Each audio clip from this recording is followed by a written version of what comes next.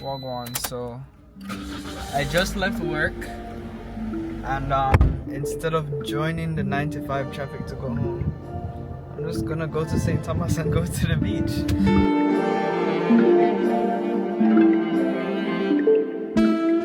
We are here, and you guys are probably wondering, where did my clothes disappear to? So I actually brought clothes to work. The sunsets are to fucking die for, bro. So I'm gonna just take a walk on the beach and see what kind of spot we can find and see what I want. Alright, so I've gotten my tent.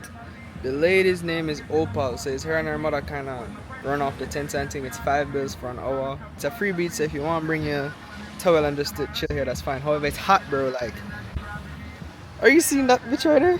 Since it's still hot, I'm just gonna chill out, do some work. Take me somewhere wonderful. So tired of being misunderstood. I keep on doing all the good,